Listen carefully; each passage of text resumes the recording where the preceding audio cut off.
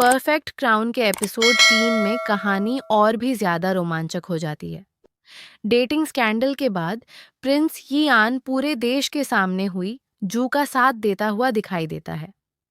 जब दोनों साथ में पैलेस पहुंचते हैं, तब मीडिया उन्हें घेर लेती है, लेकिन यियान बिना कुछ कहे हुई जू को कार से बाहर निकलने में मदद करता है और इसी से सबको उनके रिश्ते का जवाब मिल जाता है। दूसरी तरफ हुईजू की पीआर टीम उसकी इमेज सुधारने में लग जाती है और लोगों के सामने उसे वो आम लड़की जिसने क्राउन प्रिंस का दिल जीत लिया के रूप में दिखाया जाता है। पैलेस के अंदर क्वीन मदर इस स्कैंडल से बहुत गुस्से में होती हैं, लेकिन यियन साफ कह देता है कि वह हुईजू को लेकर सीरियस है। हालांकि वह बार बार यही दिखाने की कोशिश करता है कि ये रिश्ता सिर्फ लोगों को दिखाने के लिए है, लेकिन उसकी हरकतें कुछ और ही कहती हैं। वह हर समय हुईजू को प्रोटेक्ट करता है, उसके करीब रहता है और यहाँ तक कि उसके साथ एक ही कमरे में रहने का फैसला भी कर लेता है। दोनों की ब्लैंकेट को लेकर क्यूट लड़ाई देखकर पैलेस स्टाफ को लगता है कि दोनों के बीच सच में कुछ चल रहा है। इसी बीच हुईजू को पब्लिक क्रिटिसिज्म का सामना करना पड़ता है। लोग ऑनलाइन उसे पावर हंग्री कहते हैं और उसकी सोशल स्टेटस को लेकर बुरा बोलते हैं, लेकिन हुईजू सब कुछ कॉन्फिडेंस और ह्यूमर के साथ हैंडल करती है। फिर कहानी इमोशनल हो जाती है जब उसका पिता उसे अपने परिवार को बर्बाद करने का दोष देता है और कहता है कि वह अटेंशन पाने के लिए रॉयल फैमिली का इस्तेमाल कर रही है। लेकिन इस बार हुईजू चुप नहीं रहती और अपने पिता को वार्निंग देती है कि वह उसे ज्यादा मजबूर न करे।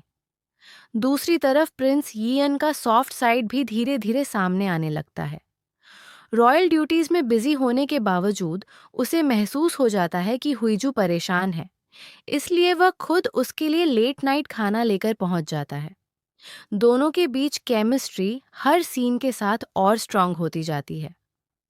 मजाक में यियान कहता है कि वह हुईजू से उसकी ब्यूटी और मनी के लिए शादी कर रहा है, लेकिन साफ दिखने लगता है कि उसकी फीलिंग्स अब सच में बदल रही हैं।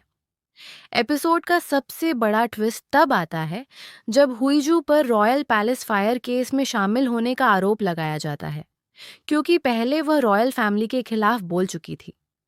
कुछ लोग उसे इंट्रोगेशन के लिए पकड़कर पैलेस ले जाते हैं और क्वीन मदर उसकी रेप्यूटेशन बर्बाद करने की कोशिश करती है।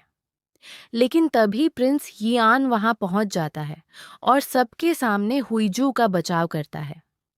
वह क्वीन मदर को चैलेंज करते हुए कहता है कि अगर हुईजू सस्पेक्ट है तो उसे भी सस्पेक्ट माना जाए। पैलेस के लोग यह देखकर शॉक्ड रह जाते हैं कि यियन हुईजू के लिए कितना आगे जा सकता है। इसके बाद दोनों का फेक रिलेशनशिप धीरे धीरे रियल फीलिंग्स में बदलता दिखाई देता है। पूरे पैलेस में लोग उनके प्यार की बातें करने लगते हैं।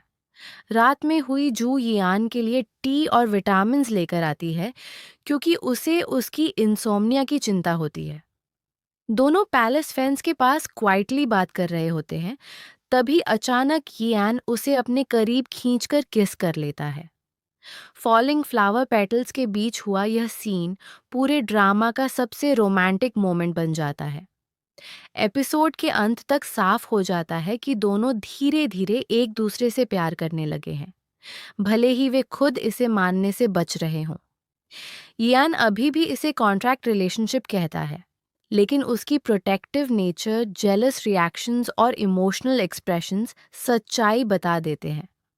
रोमांस, कॉमेडी, पैलेस पॉलिटिक्स और इमोशनल मोमेंट से भरा यह एपिसोड व्यूअर्स को पूरी तरह हुक्ड कर देता है। लेकिन कहानी अभी खत्म नहीं हुई है। अगले एपिसोड में पैलेस पॉलिटिक्स और भी डेंजरस होने वाली है। ट्विस्ट्स। अगर आपको ये स्टोरी एक्सप्लेनेशन पसंद आई हो तो वीडियो को लाइक करें, चैनल को सब्सक्राइब करें और बेल आइकन ज़रूर दबाएं ताकि परफेक्ट क्राउन के अगले एपिसोड सबसे पहले आप तक पहुंचें।